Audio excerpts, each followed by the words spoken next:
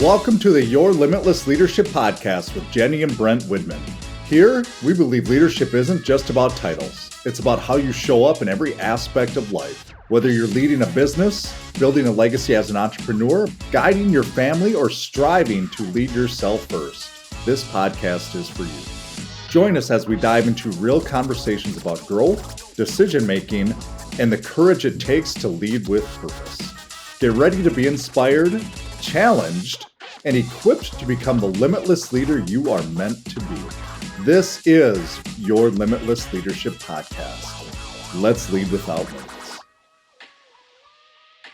Welcome to Your Limitless Coach, Your Limitless Podcast, and Your Limitless Leadership. And today,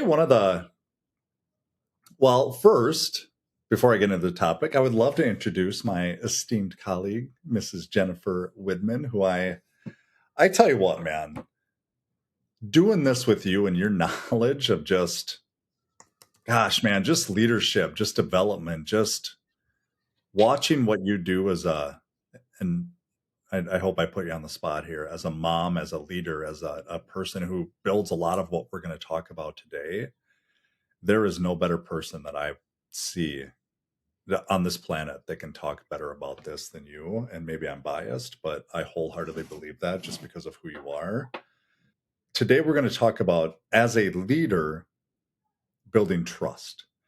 And this is close to our heart because we just had the opportunity to do this. And this is why we're bringing it to you and pulling it forward. But I'm going to turn it over to you, Jenny, just to talk a little bit about what it was, how we did it, and just the impact that it's had already on the people that were there, basically. So just kind of the overview to start there of what we did and how we did it. Yeah. We flew down to Texas, Brent and I, and co-hosted a half-day training for an insurance leadership team. And there were 12 leaders in the room. They all have they're all divisions of a company. They all run an insurance business. And the regional was in the room. And one thing that the regional has tried to get across to his leaders for the past year has been mindset. It all comes down to mindset. It's not if you can sell insurance. It's not the X's and O's. It's not the technical part. It's what's the foundation that's going to help you be successful in sales in general. And for the past year, this regional has tried to instill it into his entire region, and it's fallen on deaf ears. You know, some of them buy in, a handful of them. Some of them thinks it's foo-foo, and then some of them are like in the middle, you know? And he was just like, how can I get through to them? How can I help them? How can I instill that it's all about this positive mindset, and it's what's going on in here that's going to determine your outcome in this career. And he's read tons of books. One of the ones he's reading now that he absolutely loves is like I Am and then Leader. It's a series of books, and they're great. They talk about the victim virus, the viruses in general, and ego, and just how your brain is a program from when you were a child, and we have to like learn habits to reprogram it in general. Anyway, so we're in this room, and Brent and I, we didn't know exactly the buy-in, the perception. I knew some of these people. We used to work with them like 6-7 years ago, but not all of them knew us. So it was just a very interesting dynamic. And the first thing that I know that we needed to do is create buy-in. We needed to create trust, and we needed to create this environment where they felt vulnerable enough to open up, but not too much where we can't move forward with action and move forward with some action items to help us in this arena, in this area. So that's the overview of what we just did. And The first exercise that we did, we called it the mirror exercise.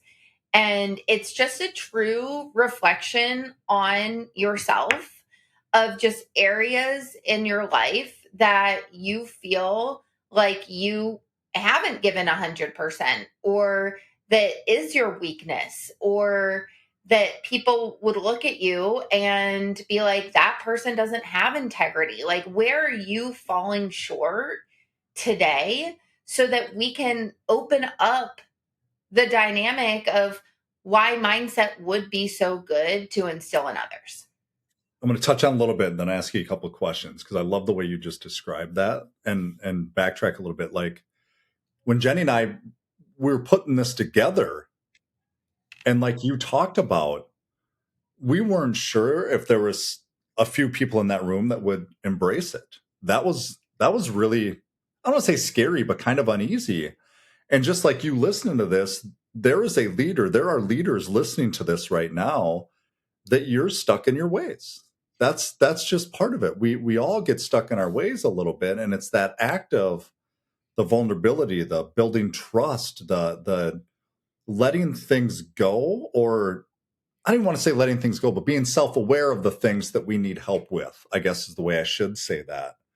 And I love that you touched on that a little bit, but I would love to go a little deeper because when you look at that room of 12 people, there was probably two or three in there that they're in it. They're gung ho, like they were the reason, they were the reason. And then there was nine other ones that you weren't really sure which way they were going to lean. And there was some pushback. We'll talk about that as well on some things too. But there was also some epiphanies, like that leader talked about his daughter playing softball. Like that was, I'll let you tell that story, but that was phenomenal. So just walk us through, like when you talk about the things that we helped them with right up front, the process of getting them to open up, because there's the start with the end in mind, right? We wanted to lead them towards something and help them. But what was the process that you saw of how we got them to open up or lead them to that vulnerability? Mhm. Well, I'm going to toot our own horn here, but this is why I really respect leaders that feel like they cannot do it all themselves, because you can't. They can't, you know.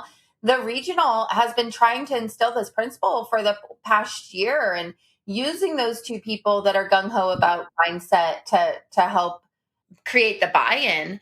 However, when you have an outside party saying the same thing that you're saying, and it's just coming out of Brent and I's mouth, some of the leaders finally said, "Oh my gosh, I realize what you've been saying all along. I just heard it. I just heard it out of Brent's mouth, even though Kevin, the leader's been saying it for 5 years, So it's just the fact that we need to make sure you don't do it all yourself when you're trying to instill such a big concept that it's the foundation of what's going to help you be successful in life. It's coming in and approaching things with a positive mental attitude. It's looking at the glass half full. It's having an entrepreneurial spirit. It's having great self-talk. It's these concepts that are going to be so great for your leaders, and for some reason there's just so much resistance with your leaders because you're doing it. So, to toot our own horn, if you want to have a training like this, reach out to Brent and I, because we love talking about these concepts. But the process is, it's triple A. And then you have to, the first part of this is you have to be aware. Like the first A in AAA is awareness. You have to be aware there's a problem, or you have to be aware that you are the problem, or that your mindset isn't the best, or the language that you're using is not conducive to a high performing team. You need to be aware of your downfalls, because if you're not, there's no way to accept them. The second A is acceptance. Like, you have to accept, wow, I'm asking them to come in at 7 a.m. and I'm rolling in at 8:30. wow, I'm asking them to drink 64 ounces of water and I'm not doing it. I'm asking them to exercise because it's good for their health and I haven't exercised for 3 days. Like, you need to accept whatever downfall you have as a leader, that it's there. And then from there, you can take action. You can take action on the areas that you know that you need to grow in and be better in for yourself, more importantly yourself, for your family, for your friends, for your neighbors, for your team, for your kids, for everyone. So the process is that. The awareness is the first step. So what I would say, when we did our training down in Texas, like, we just needed 2 hours of awareness talking in the room. We just needed to open it up. We needed to hear people's beliefs right now. We needed to hear what they were thinking. We needed to really open that can of worms to see what we were working with. And what happened was a lot of resistance. What happened was a lot of lack of awareness that their language that they were using, or their mindset towards recruiting, towards leads, towards whatever it is, was not healthy and was not going to help a new agent be successful in the career. And so, to open it up and to answer your question, it's like, we really needed to make sure awareness was talked about, awareness was brought up, and in a healthy manner, call it out so that people could hear, who, you're right. That that wasn't good, was it? When we think of, I'm gonna touch on this a little bit. When we think of mindset, okay, many of us think discipline, run through the wall, get up at 5 and work out, and what have you.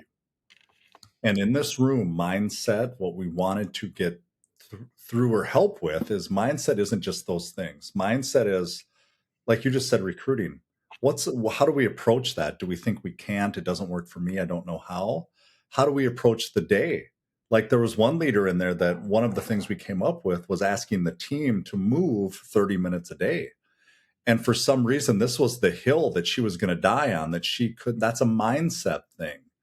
And the challenge of, if you can't move your body 30 minutes a day, and you can't ask your team to better themselves in that place, are you the right person for that position? That's a mindset thing. And to give that up and go, I can do that. I can do that. And that's what we mean by mindset. It's not just go get them, make more phone calls. It's all the things that go with that. It's before you make the phone calls. It's how you wake up. It's how you approach. It's how I tell Jenny that I care about her or love her, or hold hands with her. Like, that's a mindset thing that I have to be on board with, that because I know it's making me better, but it's making her better, it's making them better, and then it's making our kids better. Like, that's a domino effect. It's the same thing that we help them with in their team. And it was phenomenal the way that they opened up, because they're not, some of these leaders in there have been doing it for 10, 20, 30 plus years. So if you think, oh, my team won't open, you're wrong. They will open up. It's how we do it. And that's the kind of stuff that we talked about. And I think the thing that really got them to open up is we asked those questions right off the bat. And we listened. They all got their time to talk. Every single person in that room got their time to talk. Because when one of the leaders talked about his family, or one of the leaders talked about recruiting, one of the leaders talked about working out, one of the leaders talked about women things, of all things, like, every person got to be heard. But you saw this coming together of how they helped each other out with those things as well, and how we guided that. And I think that's what changed it from being hard to being heard. And that was the difference right there. Yeah, we can just share what we did. The first exercise that we did for the mirror exercise is, you take the wheel of balance and you choose the or seven pillars that are most important to you. So, spiritual, financial, career, family, travel, adventure, charity, whatever ones that really mean something to you, you put on the wheel of balance and you rate yourself. After you rate yourself, we ask them to choose one of their lower ones that they had put down and talk to us about it. And why is that one that you want to work on? What does that mean to you? It actually had nothing to do with sales. It had nothing No, to necessarily do with mindset. It was just the awareness factor of there's areas in our lives that we can improve on. One of the guys talked about money and finance and that it keeps him up at night, and he isn't showing up for his team the way he knows that he can because he just feels suffocated by his bills and debt and stuff. So, it was just it was such a good exercise to all open up. if you're listening to this and you're thinking, that's me, you're not alone. Let's call it what it is. You've got the drive, you've got the experience, like you have it. You have it. You know what you're doing. But something still feels off at times, or things could be better. We know that they can be. There's more. What we do is we help committed leaders go from guessing and grinding to really leading with clarity and structure and confidence. We're offering complimentary DNA strategy calls. We're going to evaluate how you're leading, where performance might be breaking down. It happens. And what really needs to tighten up within your business, within your leadership, within those people around you. Then we're going to take this next step. And what we're going to do is build accountability, the skills, and the systems to create that consistent or those consistent results around it. If you're open to digging in a little bit, the link is below in the show notes. Just book your DNAcall.com and we will find time for you and we will dig in with you. All right, let's get back to it. My favorite epiphany of the entire day came from this guy, Robert. And I absolutely loved what he said because he was talking about how he has a teenage daughter that plays softball and she's the pitcher for her team. And he realized when she's pitching on the mound, he can't be there in her ear every single second of the pitching game for the game. He needs to help instill positivity with her that even if she makes a mistake, even if she throws a ball, even if she walks someone, like he needs to make her strong enough to forget about whatever had happened to treat the next pitch like the very first pitch she's ever thrown. And he went on saying, "Wow, I'm instilling this in my daughter. I'm coaching her on what she needs to say to talk to herself and her self-talk and her confidence and her capability and all these things." And I'm just realizing in this moment, I don't even do that for my agents. I don't even do that for my team. Yet I can do it for my daughter. Like, why am I doing this area of my life and I'm not doing it in this area of my life? And it's the same concept. It's getting on that next phone call or getting that rejection or not overcoming what you feel like you could have overcame. And you're stuck in this realization that, like, oh my gosh, what am I not doing over here to help these people through the rejection, through the mindset, through the obstacles? Because it all has to do with here. Same thing with his daughter. It's like you're gonna have great games and you're gonna have games that you just are not your best. And that's okay. It comes with the territory of competition. It comes with the territory of what you are choosing to be a pitcher for your team. And I just loved how he put it because he's like, you've been saying this for so long, Mr. Regional. And just this moment, I'm having an epiphany. That is, and it's funny that we talked about that guy 5-6 years ago when I first met him to where he is now, and just the way he said things about not just his daughter, but he goes, it's finally making sense because Brent and Jenny are here. All the things that you've been speaking about for the last 6 months to a year. Like now I'm putting the puzzle pieces together, why it's so important that if I don't believe in it, my team isn't going to believe in it. And we wonder why, when you look at different people in that room, and there were some teams that were probably the 1-2 leaders that were thriving. They were thriving. And it wasn't about the verbiage on the calls. It wasn't about um, just different sales techniques, if you will. It was about what we were putting into our mind, and to draw that out of them with everybody else, instead of, well, this is what they think, so you should adopt it, because that wouldn't have worked. There would have been pushback. And that's why, and I'm going to say this again, that's why he brought Jenny and I in. Like, this dude reached out to Jenny after years that we haven't really talked to him, because he knew the power of how we could help them and what we could do with them and for them. And when we walked out of that room, I don't want to fast forward too much, we heard this was the best thing we've ever been to. We got hugs. Like, I can't wait to do this. Like, there was multiple things like that they were so appreciative, because it wasn't just about how can I go sell more stuff. It's life-changing things. Mindset is part of your life.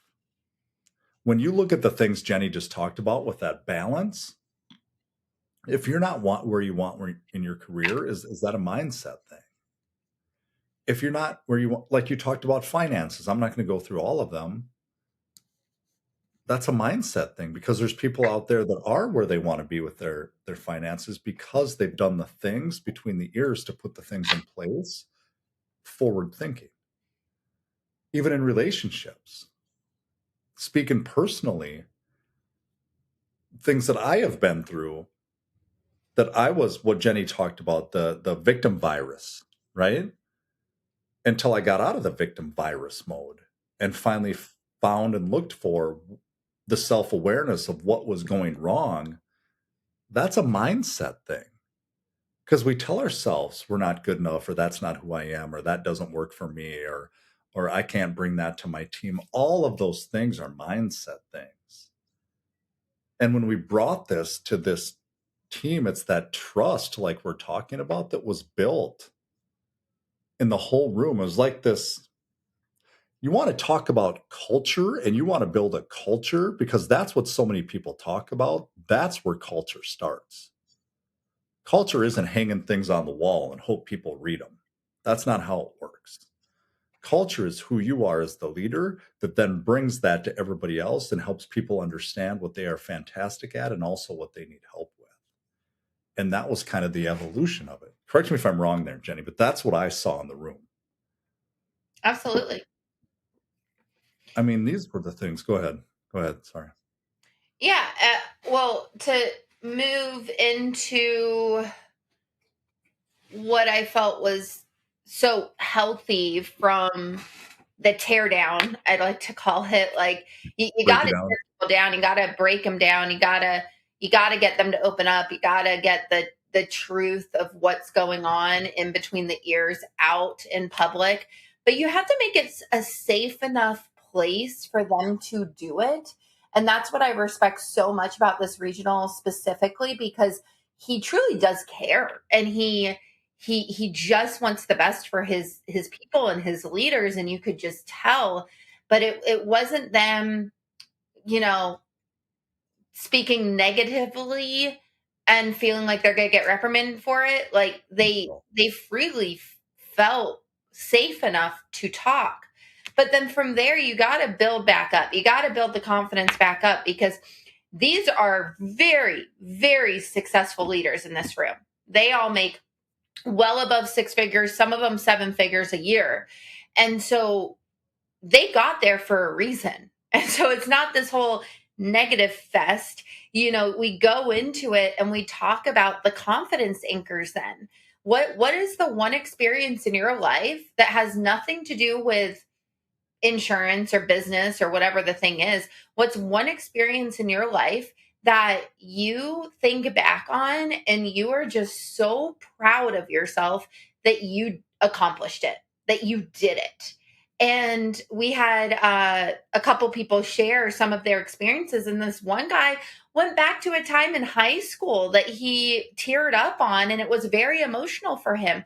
But that is such a great confidence anchor because that emotion speaks volume, and you need to use that story, that confidence anchor, when you're asking people about their confidence anchors, because then it brings it to life and you become a human. And you get that nonverbals that come with it, and you sit a little higher and you speak a little more confident, and you smile, and you have charisma, and you just talk about it because you're so happy that you accomplished it.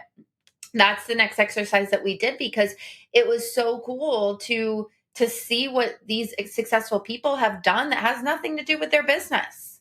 And that is what leads us into, well, in that time, what were your habits like? What was your mindset like? What did you do? Like, and then it gets them thinking, oh my gosh, like I exercised all the time. I read positive things. I poured into myself. I felt balanced. I had integrity, whatever the things are. But they start realizing, oh, I've lost some of those. And this is what I need to do moving forward to get that foundation back for my team. Most of us, when I hear you say that, what really hit me in that moment is most of us aren't different than the next person.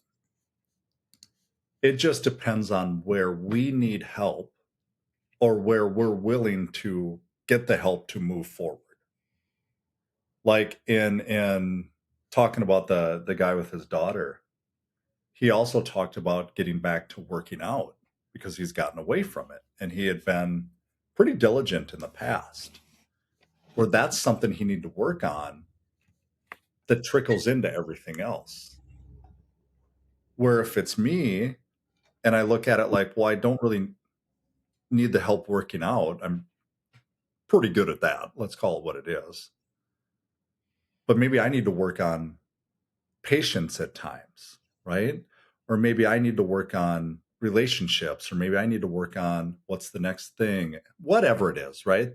But every single one of us has things that if we take a good hard, you talk about the mirror exercise, take a good hard look at ourselves, and then we go into the career, and then we go into the next evolution of this. Are we willing to ask for help? Are we willing to let people in? And again, it goes back to what you said, which hit me again.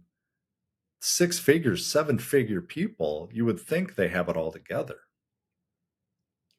We don't, nor should we. Most of us don't, anyway, I guess, what I should say. And that's why I want to say this again. As leaders, we all need help with things.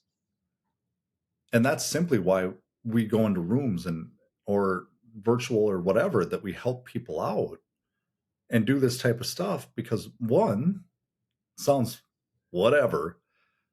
Between Jenny and I, we've been through a lot of stuff. Let's call it what it is. And doing this for X amount of years, we've seen a lot of stuff. So our job isn't to go in there and tell you what is going wrong.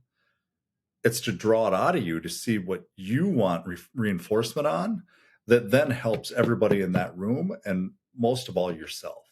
Mm-hmm. And that's the thing I think is overlooked at times, that when we talk about mindset, it's make more phone calls, show up early, lift more weights. And it's not that. It's everything that goes into those things, basically. So yeah. And that's where trust is built. When you talk about maybe a personal story, I think about when you say break down and build back up, first thing that hits me is when I went into the military. The first thing that they do is they break you down. They break you down hard. They break down your weaknesses, which is between the ears, because most people that go in the military, we're searching for something, just like leaders search to get better. They break you down physically because most can't go in and do.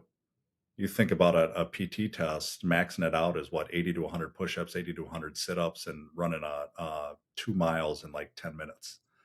Most of the population can't do that. And where I'm going with this is that's the breakdown mode to build you back up to those points, because then you see where you're at, but you also see where you can go and where you can get to and what you want to do, because there's other people in that room or around you that are doing it, which shows that you can do it too at the same time. That's where that trust is built big time. So that's what that made me think of, is the, if I was to ask you, and I know I'm putting you on the spot, so I'll give you a second here to think about it, but what really hit you with that room and those people? Like, because I know we talked about beforehand, some will accept it, some won't. I felt like, and maybe I'm naive, that it hit everybody in that room. But what do you think was your biggest takeaway, or that you saw when you walked out of that room? What were your thoughts around it? Well, number one, I feel as if when I talk about this concept with people, um, they think it's like this massive undertaking Mm. and whatnot. But what I loved how we left that room is how simple we made it.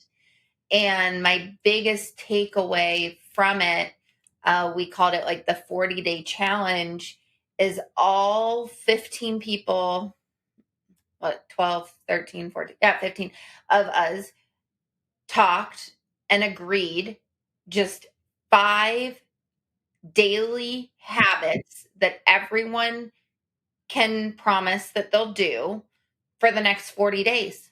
And they had nothing to do with sales or leadership per se. They had to do about personal habits. I pulled them up so I could remember the language that we use, because we called it habits, and H was hydrate. It was drink 64 ounces of water a day. A was activity, move your body for 30 minutes. It could be an exercise, it could be a walk, but just move your body for 30 minutes. B was the Bible, just having a spiritual reflection daily. It could be 30 seconds long, it could be 10 minutes long, but whatever spiritual reflection meant to them in that day. Uh, I was intellect, read 10 pages a day. And T was thankful, write in your gratitude journal. And we took this entire meeting and we simplified it into these 5 foundational habits that these leaders can do. And we're having an ongoing accountability every other week for making sure that people are following through, what's working, what's not, how are you feeling, how are you showing up for your team, so that we could acknowledge the wins and the mini victories that people are having just by changing some of their habits on the daily. And so the I talked about triple A earlier. The fourth A, if we want to add an A, is the accountability factor. Like, first, awareness, acceptance, action. Action sometimes requires, a lot of times, most of the time, requires some form of accountability to make sure that people are doing it and seeing results from it, because it's not going to come overnight. But my biggest takeaway, my biggest thing that I absolutely loved leaving that room with, was how we all came together at the end and we all agreed on them. Like, it was not one person not thinking that they could do it. They all rose the hand and said, yes, I commit to this. And I'm excited to see what our first check-in this Wednesday will be. It's funny when you hear the 5 things too, they sound pretty simple and Mm-hmm. pretty basic, but for some people, they're just not, because you might be doing 2 of them, 3 of them, maybe even 4 of them. But are you doing all 5 of them? And I just look at that, and again, I'll circle this back to mindset. When you can do those 5 things, or any 5 things that are pretty basic or pretty simple every single day, and you pile them on top of each other day after day after day after day after day, well, then that becomes normal. And now you can add these other things in that, I'm already doing this, and it becomes normal again. It's like we talked about our daughter Elle yesterday, and I talked to her about it today. She has tryouts for softball. And the reason you practice and the reason we do these things is because you just want that muscle memory. That's mindset. That, yeah, sometimes it's going to be a pain in the butt to drink 64 ounces of water because you got to pee a lot, right? Or sometimes you may not be able to make time to walk or move your body for 30 minutes, but you have to be intentional about it to do it. That's part of the mindset, is it's training yourself to do these things. And when you can do it, here's where the trust comes in, is that it's what Jenny started this whole thing off with. If you're not doing it, how can you ask other people to do it? And I think wholeheartedly, Jenny, when we walked into that room, and that some of us knew us and some of them didn't, we already had the trust built by the things we do and who we are. And all I mean by that is we drink plenty more than the water, right? We do those 5 things plus every single day, because you can't, I don't want to say you can't speak to it if you don't do it. You can speak to it. But I think that's what built the trust as well, is they knew we weren't just blowing smoke up their butts too at the same time. We were living proof of what it can do for you at the same time. So, yeah, I don't know. That's That's so kind of, true. I didn't even think of that until you just said it, but it's like you're a living example of yeah. what your habits are currently and how you show up, you know? And if you're overweight or you're drinking all the time or you're not reading or whatever the case is and you're a leader, like who's going to want to follow that? And you're either a follower or a leader many times in many different areas of your life. And I want to be that leader, not only for myself, but for my kids, for my team, for whoever's listening to this, for your team. I want to be that leader that you see as a living proof example of great habits and mindset. And it's one of my whys. So absolutely. We want to be that person that you reach out to, and well, they're already living proof. They're not shoving it down your throat, but they're already living proof of what you do and how you do it. And I think that's the power in it as well. So thank you. Anything to add, Mrs. Widman? Thank you again for being on here. Again, I'll go back to this. This is truly what we help people with. And that this is where our obviously our group coaching and what have you comes into play as well. Like, reach out. This is what we're going to help you with. We have another class starting in September. So thank you again for being on here. Thanks for joining us on the Your Limitless Leadership podcast with Jenny and Brent Widman. We hope today's conversation inspired you to think differently about leadership, not just in your career, but in every part of your life. Remember, leadership starts with leading yourself first. It's about taking action, making bold decisions, and showing up with purpose. Now, it's time to take what you've heard today and put it into practice. Whether it's in your business, your community, your family, or your own personal growth, start leading without limits. You have the power to become the leader you're meant to be. Until next time, keep pushing your boundaries and leading with purpose.